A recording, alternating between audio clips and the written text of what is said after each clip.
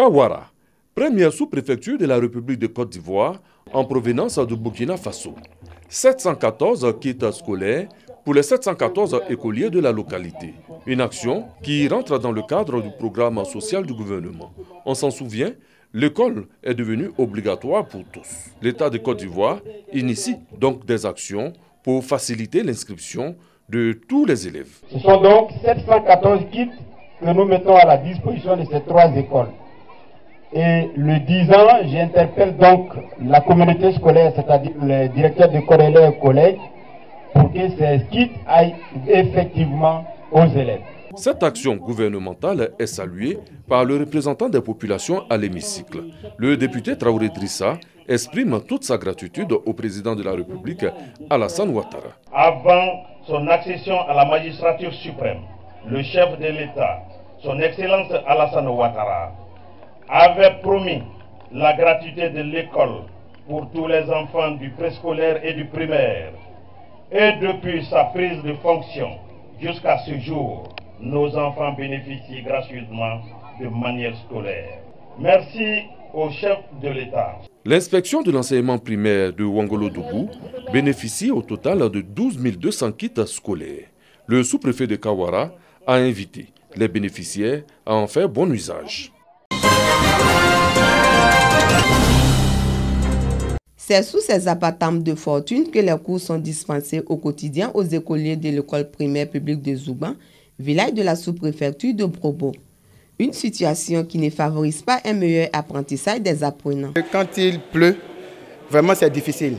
On est obligé de mettre les enfants dehors. Quand il y a du vent, on est obligé d'arrêter les cours parce que souvent le vent aussi décoiffe la toiture. L'accès à l'école aussi est un peu difficile parce qu'il y a une mare d'eau qui est sur la route. Les PP Zouban bénéficient désormais d'un bâtiment de 2 salles de classe. Fruit du partenariat entre l'ONG Union internationale pour la fraternité et la solidarité et l'Association internationale française Touche d'espoir pour un avenir meilleur. Coût de l'infrastructure scolaire, plus de 3 millions de francs CFA.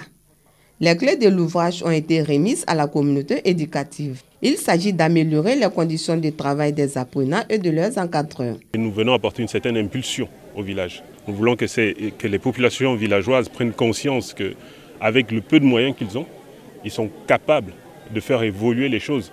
On ne peut pas attendre tout de l'État. Il faudrait qu'on soit capable nous-mêmes de nous entraider. C'est au village de continuer les efforts. Nous apportons uniquement qu'une petite touche d'espoir pour inciter la population villageoise à aller plus loin. Les enseignants ici travaillent dans des conditions très difficiles. C'est vrai que les 6 classes ne sont pas encore construites, mais nous avons 2 classes qui vont, un temps soit peu, soulager quelques-uns de nos enfants qui vont donc apprendre dans des conditions des meilleures. Construction d'autres salles de classe, de latrines, de logements des enseignants, de points d'eau et d'équipement des salles de classe en table sont entre autres des doléances exprimées. D'où le cri de cœur des responsables éducatifs pour leur venir en aide. École communautaire en 2013 puis école primaire en 2014, les PP Zouban comptent 6 enseignants pour un effectif de 260 écoliers dont 122 filles.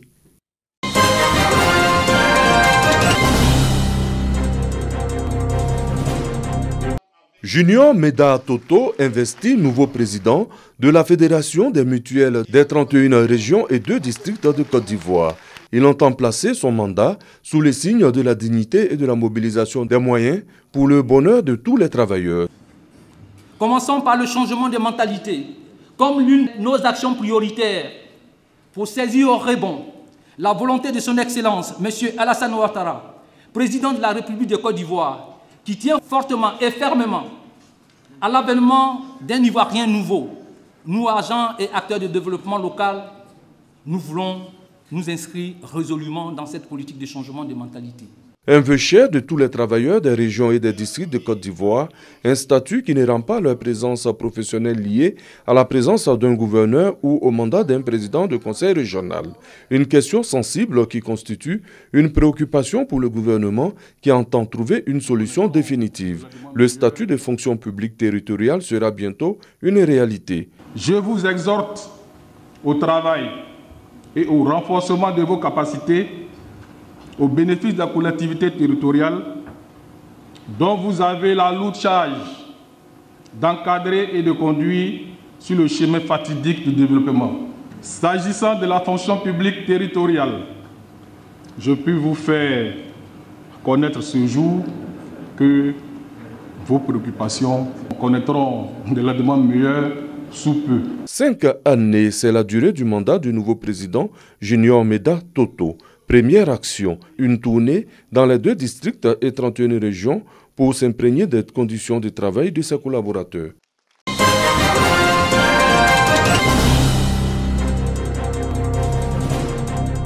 Le Conseil national des droits de l'homme en Côte d'Ivoire multiplie les actions pour préparer le cœur des populations en vue des élections apaisées en 2020.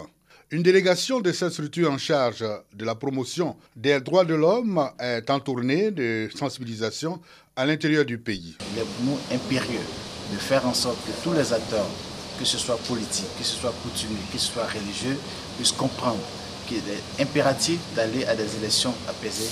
Nous œuvrons à cela. L'étape de Bouaké a été marquée par une séance de renforcement de capacité des acteurs locaux de cohésion sociale issus de 5 régions du pays, notamment Gbeke, Béré, Nzi, Bélier et Poro.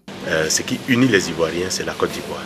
Et donc nous devons avoir le bon comportement, le bon caractère en allant aux élections pour que la Côte d'Ivoire ne soit plus divisée, pour que la Côte d'Ivoire soit unie, pour nous permettre de nous développer dans notre pays. C'est ce que je retiens de cette formation. C'est Dieu qui décide, c'est Dieu qui choisit de mettre celui qui veut à la tête du pays. C'est lui qui fait l'autorité, c'est lui qui défait l'autorité. Donc en tant que croyant, je dis à ma communauté et à tout le monde que nous devons être prêts à accepter le choix que Dieu va faire au soir des élections. La caravane du Conseil national des droits de l'homme continue son périple pour la sensibilisation à la paix et à la cohésion sociale.